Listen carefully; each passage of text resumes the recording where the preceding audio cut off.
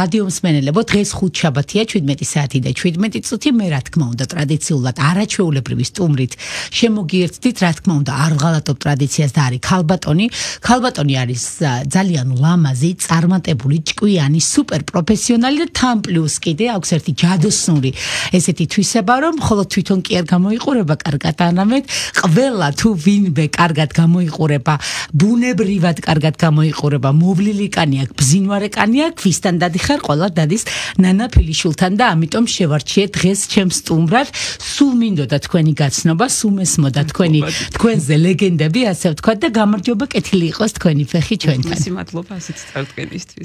პირიქით თქვენზე ძალიან ბევრი შემიძლია კიდე ვისაუბრო, მაგრამ არ მოვაწყენ ხა ჩვენს მსმენელს, ის დარწმუნებული ვარ, რომ ყველა ესე გულისყურით მოგვისმენს და მიიღებს თქვენგან რჩევებს და ძალიან დიდი მადლობა, რომ ეს რჩევების გასაცემად მობრძანდით ჩვენთან. პირველ რიგში მაინტერესებს ნანა გაზაფხული მოვიდა, ასე ვთქვათ და არის თუ არა ეს პერიოდი კარგი იმისთვის, რომ დავიწყოთ რუჯისთვის, მზისთვის, კანის მომზადება, მოვლა, აი რა პროცედურები არის ამ პერიოდში მიზანშეწონილი? ამ პერიოდისთვის სახის მოვლა არის აუცილებელი, საჭირო კი არა და აუცილებელი, ზამთარი გადავაგორეთ. კანი ძირითადად შენობაში ვიყავით და არის დაუცველი, გამომშრალი და უნდა დავიწყოთ მისი შემზადება ზაფხულისთვის, რომ გადავიტანოთ ზაფხული, მზის ცოტა აგრესიული შემოტევები, უსაფრთხოდ ლაქების, სიწითლის, კუპეროზის და ასე შემდეგ პრობლემების გარეშე. ამისთვის ინტენსიური დამატენიანებელი პროცედურები, მსუბუქი პილინგები, ჯანსაღი მოვლითი პროცედურები. ხილი, ჯანსაღი, მოვლითი პროცედურები გაზაფხულზე. ფრთხილი რატონა ძალიან ამახვილებთ ამაზე ყურადღებას. აგრესიული პილინგების, ძლიერი პილინგების სეზონი, ჩვენ როგორც არ უნდა ვეცადოთ, მზეს ვეღარ დავემალებით. შეიძლება 5 წუთიანმა აივანზე გასვლამ მზის დამცავის გარეშე, ძლიერი პილინგის შემდეგ გამოიწვიოს ისეთ სერიოზული პრობლემები, რასაც მთელი წელიწადი ვებრძოლოთ მერე და გართულდეს კანის პიგმენტაცია, ან კუპეროზი, ან ესეთი გასაგები, რომელიც არ გქონდა და აი უკვე ზამთრის პროცედურა არის, ხო და ჩავაბარებთ ზამთარს. ახლა უკვე ნაზი მოვლა, როგორც თქვენ ამბობთ, ნაზი პილინგი, ზედაპირული და რა არის თქვენი საყვარელი პროცედურები აი ამ პერიოდში? ჩემი საყვარელი პროცედურები აი ამ პერიოდში, ეს საიდან გამომდინარე მივაგენი და შევარჩიე. ანუ მე ვმუშაობდი წლების განმავლობაში ისეთ პროცედურებზე, როგორიც არის წარბის კორექცია, ანუ გარდა კოსმეტოლოგიური პროცედურებისა, წარბის კორექცია, ელექტროეპილაცია, ბიოეპილაცია, ამ პროცედურებზე კლიენტები ბრუნდებიან ხშირად. ანუ პროცედურას ჩემი თუ სხვისი კლიენტი სხვა კოსმეტოლოგის რომ იკეთებდა, მე მქონდა შანსი დავკვირვებოდი ამ პროცედურის შედეგს რაღაცა დროის განმავლობაში. მაგალითად, თუ კოსმეტოლოგი, რომელიც მუშაობს მხოლოდ მოვლით პროცედურებზე, პილინგებზე, ინექციებზე, ის მის კლიენტს ხვდება პროცედურიდან პროცედურამდე, 1 თვის, 2 თვის ან 3 თვის შუალედით, მე მქონდა იმის შანსი მენახა ეს პროცედურები 2 კვირაში. აქედან გამომდინარე, შედეგები ხო? შედეგები გენახეთ ხო? და გავაკეთე ესეთი ჩემი პროგრამა, ასე ვთქვათ. კლიენტის მოსვლიდან, მოსვლის დღიდან ვაკვირდები, ვაკეთებ ფრთხილად პირველ პროცედურას, რომ შევისწავლო კანი, ვაკეთებ მსუბუქ პილინგს, ზოგჯერ გაწმენდამდეც ვაკეთებ რამოდენიმე მოვლით პროცედურას, რომ შევამზადო გაწმენდისთვის, ანუ ზოგჯერ გაწმენდას ისე ვუყურებთ, თითქოს არაფერია, ისახე გავიწმინდე. ამ დროს საჭიროა კოსმეტოლოგისთვის კანის შესწავლა, რამდენად მდგრადია კანი ამა თუ იმ პილინგისთვის, რომელსაც არ არის მარტივი პროცედურა.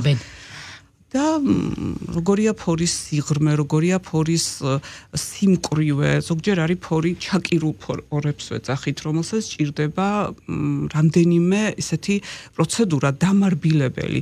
აი ეს ფორების გახსნა და ფორების დახურვა ეს იყო არასწორი რაღაც ტერმინოლოგია. რეალურად არის ფორი დახურული, უფრო მკვრივი, უფრო ესეთი არის ფერიჭამია, მაგრამ არის რთულად გასაწმენდი. ამიტომ ამ ყველაფერს სჭირდებოდა შესწავლა, შეჩვევა, თვითონ კანის უნდა მიგეჩვიოს, ეს როგორი საინტერესო პროცესია, კი. უნდა გენდოს პირველ რიგში ადამიანი და თვითონ კანი, როგორც დამოუკიდებელი ორგანო, რაღაცნაირად ან მოყვება ან არ მოყვება, კი. ამიტომ არ უნდა დააფრთხო, არ უნდა გააღიზიანო, კი, თანამედროვე კოსმეტოლოგია იქით მიდის, რომ რაც შეიძლება ნაკლები სტრესი კანს, ვეფერებით. აი ბოლო რაღაც ტრეინინგებზე ვიყავი, სადაც არის ნაკადების გაღვიძება ქვია, აი ცაცუნით ეფერებიან კანს, ელოლიავებიან, ეფერებიან და აი ზედაპირულ პერიფერიულ შრემდე ამოვიდეს სისხლის და ლიმფის მუშაობა, ესე მშვიდად რაღაცა სტრესის და უხეში ჩარევის გარეშე რა კარგია, კი, რაღაცნაირად სტრესული პროცედურა თუ შეიძლება გავაღიზიანოთ მელანინი.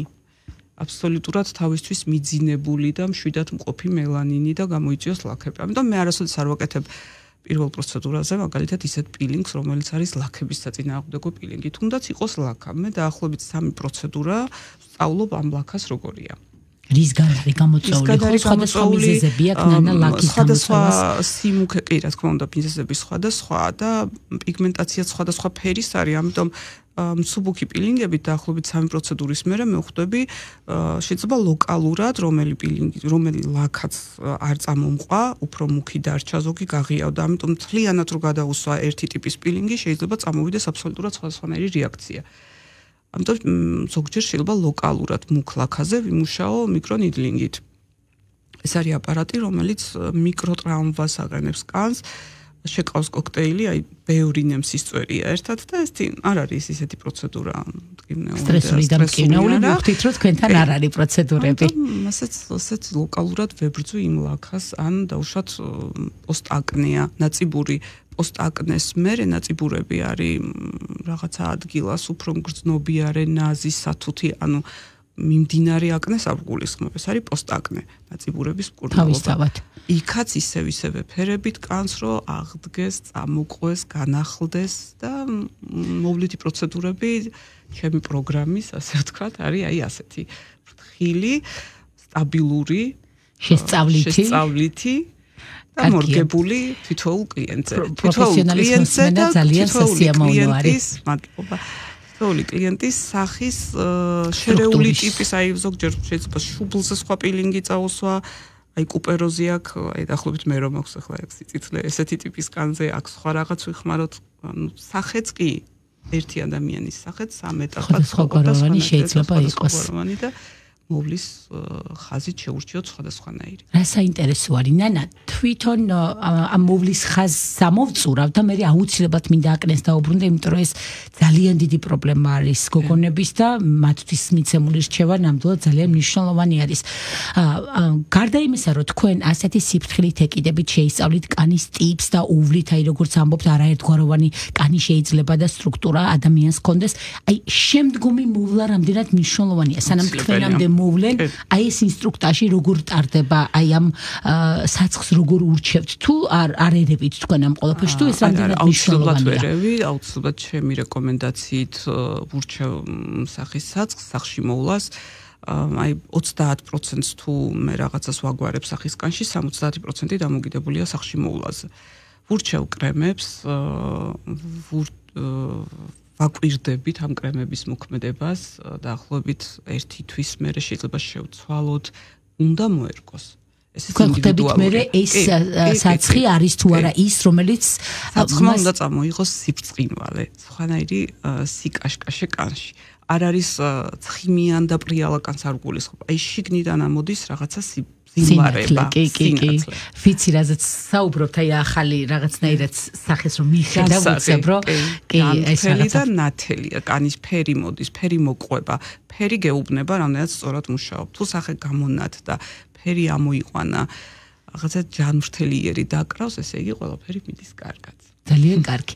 ნანა, მოდი დაუბრუნდეთ აკნეს. აი ეს ისეთი ფაქიზი ძალიან რთული თემა არის და მასთან შეხება მგონია რომ მართლა თუ სუპერ პროფესიონალი არ ხარ, არ უნდა აიღო შენს თავზე, იმიტომ რომ შეიძლება რომ უარეს შედეგებამდე მიიყვანო პაციენტი. ხო, აი თქვენ შემთხვევაში აი აკნეს მკურნალობის რა შედეგები არის? აკნეს ვებრძვით დერმატოლოგებთან ერთად. დერმატოლოგები ებრძვიან სხვა დანარჩენ პროფესიონალ ექიმებთან ერთად, იმიტომ რომ აკნეს გამომწვევი უამრავი მიზეზია. კუჭნაწლავი, ენდოკრინოლოგიური, გინეკოლოგიური, ამიტომ მე ვამისამართებ პირდაპირ დერმატოლოგთან, როდესაც ჩემთან მოდის გამწვავებული აკნეთი კლიენტი, დერმატოლოგები მკურნალობენ და მე ვიბარებ მკურნალობის მერე და მკურნალობ პოსტ-აკნეს კანის პრობლემას. უკვე რაც რჩება კანზე, ხო? რჩება კანზე, კი. აქაც რა თქმა უნდა ძალიან დიდი სიფრთხილით, რომ ან არ განმეორდეს, ან სადღაც მიძინებული კიდე რაღაც კომედონები არ გავაღვიძოთ, ამას კიდევ უფრო მეტი სიფრთხილით ვაკვირდებით. პოსტ-აკნეს მკურნალობა ყველაზე რთული მკურნალობა. მკურნალობას აღარ დავარქვა, ანუ კანის გაჯანსაღება. ჩემთან ეს უკვე ისეთია კიდევ უფრო სერიოზული. ნანა, შესაძლებელია ის საბოლოოდ იმ რა შედეგამდე მისვლა, რასაც თქვენ ამბობდით და რაც ჩვენ ორივეს ძალიან გვიყვარს, აი ბზინვარე მოვლილი კანამდე მისვლა არის თუ არა შესაძლებელი? 100%-ით ნებისმიერ შემთხვევაში, ნებისმიერი კანის შემთხვევაში ამ შედეგს ვიღებთ.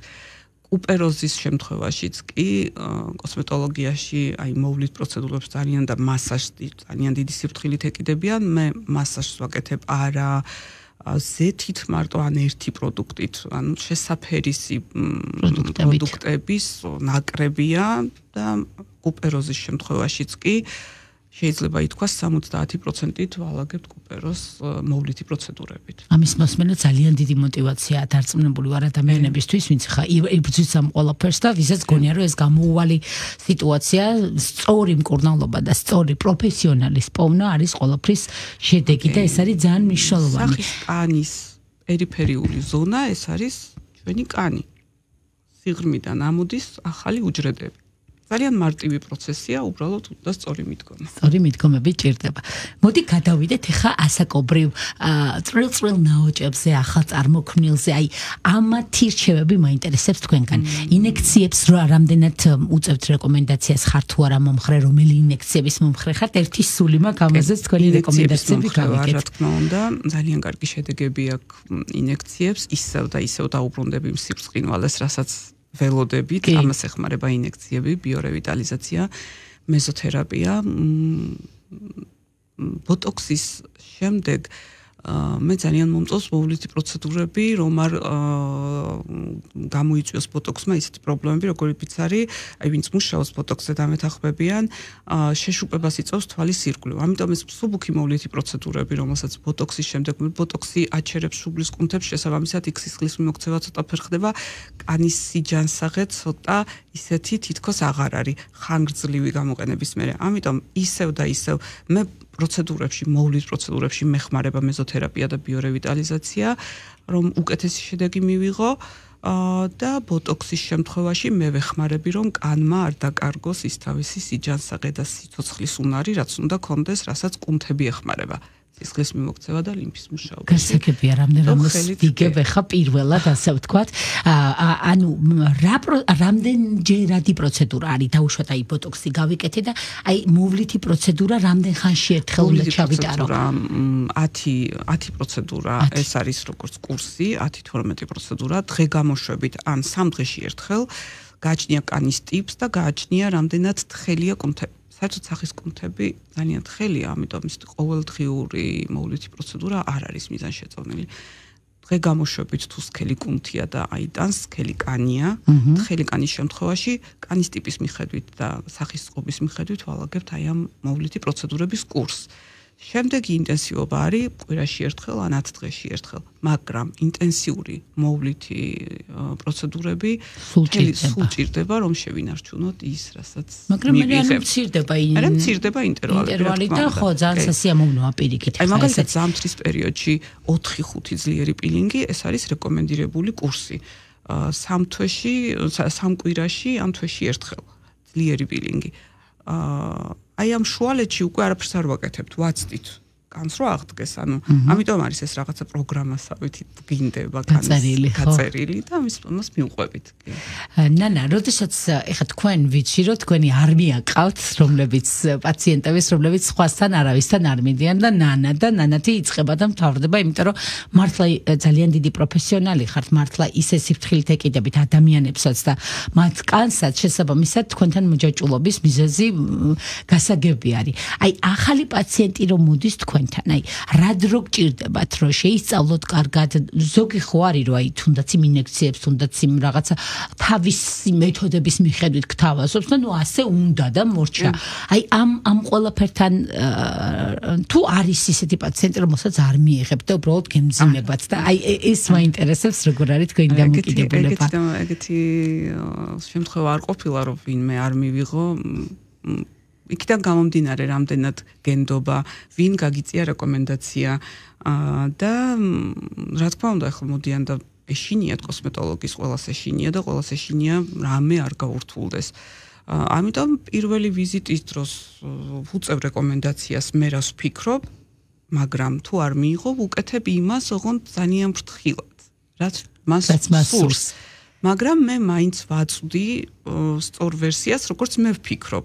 ანალიზის და საშუალება უნდა მისცე ადამიანს. ამაზე მე ყველა ფიქრობს სახში წასული, რა ურჩიე, არის შემთხვევები და მქონია, რომ სხვასთან გაუკეთებიათ, შეიძლება 1 წელი არ მოbrunებულა მე ჩემთან, მაგრამ 1 წლის მერე მოსულა და უთქვამს, რომ აი თქვენ რომ ირჩიეთ, მოდი ახლა ეს ვცადოთ. აი იგივე ლაქების შემთხვევაში პირველივე ვიზიტზე უნდათ რომ ეს ლაქა მოშორდეს. მე ვუხსნი, რომ ამას ვერ ვიღებ ახლა მე ჩემ თავზე უნდა მივუყვეთ, დავაკვირდეთ, შვიდად, გაუკეთებიათ სხვაგან რაღაცეთი უფრო ძვირადღირებული, უფრო ჩარევები კი არის რაღაცა ლაქების მოცილება ერთ დღეში. მიუღიათ და მე დაბრუნებულან და უფრო მეტი ნდობით დაბრუნებულან. კი. ხო, იმიტომ რომ კიდევ ერთხელ ვამბობ, რომ პროფესიონალი ძალიან ისეთი არის რა, მნიშვნელოვანი, როდესაც სახის კანს ეხება საქმე მით უფრო და აი ლაქებსაც მე ლაქების პრობლემა, ალბათ ხა ჩვენი ორსულებიც ვიყურებენ და აი არასოდეს მქონია არანაირი პრობლემა კანზე და აი მშობიარობის და ორსულობის შემდეგ გაჩნდა რაღაცა ლაქები, რომელიც აი თითქოს მკრთალდება მეორე ორსულობამდე ჩემ შემთხვევაში, მაგრამ მაინც მრჩება. აი ეს რა მიზეზით ჩდება და ამის მოცილებაც თუ არის შესაძლებელი? ამის მოცილებაც არის შესაძლებელი. აქაც ისე უნდა ვაცადოთ ორგანიზმს. ეს ყველაზე ესეთი რთული პროცესია ორსულობა, ჰორმონალური ცვლილებები და ამის როგორც 9 თვე ორსულობა დგება და გრძელდება, ორსულობის შემდგომი პერიოდი, ისევ ამ ყველაფრის ლაქტაციის პერიოდი, ისევ უნდა ვაცადოთ ორგანიზმი, ამ დროს არ მიყვას ისევ და ისევ ჩარევები, ჰორმონების დალაგება, ხო, ჰორმონები დალაგდება და ისევ იმ მეთოდით მიუყვებით სიფრთხილით, ფერებით, დაკვირვებით და ეს შესწავლით კანის. აი ორსულობა ლაქტაციის დროს თუ არსებობს რამე რეკომენდირებული პროცედურები, რომელიც ანუ ამ დროსაც ჩვენთვის ძალიან მნიშვნელოვანია მოვლა. აი პროცედურები არის სუბუქი ენზიმური პილინგები, აბსოლუტურად უსაფრთხო, ზედაპირული გარედან მოხმარების ბუსტერები, ნიღბები, რითიც ვაკეთებთ ჩვეულებრივად მოვლით პროცედურებს და არის ლაქტაციის დროსაც და ორსულობის დროსაც. ძალიან კარგი. კატეგორიულად არ ვიყენებთ რეტინოლის სხვა დანარჩენი ისეთი და ძლიერ პილინგებს მაღალი პროცენტულობით. გასაგები არის, ალბათ რა ვიცი, ყველასთვის ეს ძალიან მნიშვნელოვანი რჩევა ეხლა ვინც გვისმენს. მოვლითი პროცედურები გარდა კანზე ეფექტისა ძალიან კარგად მოქმედებს ნერვულ სისტემაზე. ამიტომ ორსულობის შემდგომი პერიოდი საცნაურებზე კარგად მოქმედებს, ნამდვილად საჭიროა. ამიტომ ორსულობის შემდგომი პერიოდისთვის ძალიან სასიამოვნო და კარგი პროცედურაა მოვლითი პროცედურა. ამ პროცედურაში შედის დეკოლტე, სახე, კისერი, ზურგის ნაწილი, თავი. ამის სამასაჟებაზე ვილაპარაკოთ, ნანა, ყველაზე პრობლემური არის მგონი კისრის ზონა, იმიტომ რომ რაღაცა სახეზე არსებობს პროცედურები, რომლითაც ასე თუ ისე უფრო უვლიას. აი, კისერი თითქოს გამიგია, რომ აი კისერი უფრო არ ემორჩილება, თუ უფრო ვერ გააკეთებ ისე, რომ ისე ჯანსაღად გამოიყურებოდეს, როგორც სახისგან მითებია და შეიძლება რეალურად თუ რა არის აი კისერი ზონა, რა თქმა უნდა, შედარებით ყველაზე რთულია. კისრის ზონა არ არის კისერში იმდენი ცხიმოვანი ფენა ქვეშ ქსოვილი, რომ რაღაცა რეგენერაცია ისე სწრაფად და კარგად მიდიოდეს როგორც სახეზე. ამიტომ კისრის ზონა რთულია, მაგრამ მოვლილი კისერი ასევე კარგად გამოიყურება. მაგრამ შესაძლებელია, ხო? მოვლის შედეგად მოვლის შედეგად სადავდება კისრის ნაოჭი. მთლიანად შეიძლება ჩატეხილი ნაოჭი ეს არ არის ასაკზე და მოვლაზე მარტო დამოკიდებული, როგორ გძინავს, როგორ ვზივართ ახლა დღეს ყველას კომპიუტერთან, ტელეფონთან მუშაობა უწევთ, ამიტომ ეს ნაოჭები არის გამოწვეული მდგომარეობით, ჩვენი ცხოვრების რეჟიმიდან გამომდინარე, ძილის პოზიდან გამომდინარე, ამიტომ მისი გასადავება ხდება მოვლითი პროცედურებით. მოვლითი პროცედურების დროს იჭიმება კანი და შეყვავს საკვები ამდენი კრემი, ბუსტერი, ნიღაბი და ვაზელთ და ღრმაშრეებში შედის აი ამ მასაჟის საშუალებით და რა თქმა უნდა ეს უკვალოდ არ ჩაივლის თავს. ეკომდებარებათ და ეკომდებარება დარწმუნებლობა, რომ ბევრ ჩვენს მსმენელს ახლა ეკნებოდა ეს შეკითხვა და აუცილებლად უნდა დავბრუნდეთ რეკლამის შემდეგ, იმიტომ რომ რაღაცა ასაკობრივი შეკითხვები დამრჩა და კიდე თქვენს ჯადოსნურ მასაჟორებს უნდა გკითხოთ, რომელიც სახის მოვლას არ უკავშირდება, მაგრამ შესაძლებელია რომ თქვენთან მივიღოთ, დაგველოდეთ, ჩვენ ძალიან მალე დავბრუნდებით. დავბრუნდით ძვირფასო რადიო მსმენელებო და რადიო მაყურებლებო, ნანა ფილიშვილი კოსმეტოლოგიის ქალღმერთი არის ჩემი სტუმარი, ასე ვთქვათ.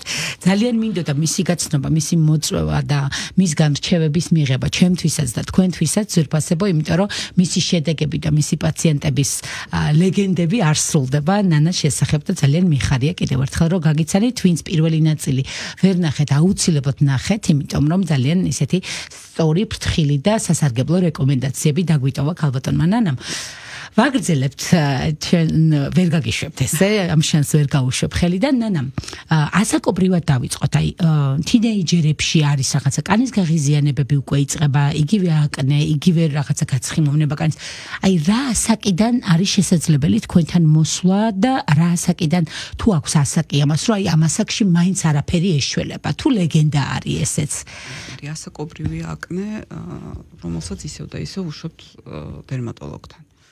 მოვლითი პროცედურები შეიძლება 12-13 წლიდან, მოვლითი შეიძლება ესეთ მასე არ დავიბაროთ კურსებზე და რაღაცა, მაგრამ ფაქიზი და ესეთი მოვლა, ხო? ესეთი მოვლა, რეკომენდაციები რა თქმა უნდა შეიძლება. რაც შეეხება ასაკობრივს, თქვენ იგულისხმობთ ალბათ ხანდაზმულობა. ხანდაზმულიც და ყველაზე მინიმალური ასაკიც და ხანდაზმული ასაკიც, რომ ეს ისეთი ღრმა ნაოჭებია, რომ ვერ მოხვალან, ჯერ ისეთი ახალგაზრდა ხარ, რომ ამას არაფერი ჭირდება. აი, თუ არსებობს კოსმეტოლოგიაში ეს ორი ტერმინი, თუ როცა ჭირდება ადამიანს ყოველთვის, ესე იგი სწორია მისი მოვლა. ძალიან სახის კანის დატენიანება, ყველა ასაკში. დატენიანება თუ აკლია კანს, იწვევს უამრავ პრობლემას. ზოგ შემთხვევაში აკნე შეიძლება გამოიწვიოს არა ჭარბმა ცხიმმა, არამედ მეტ პირიქით სიმშრალემ კანის.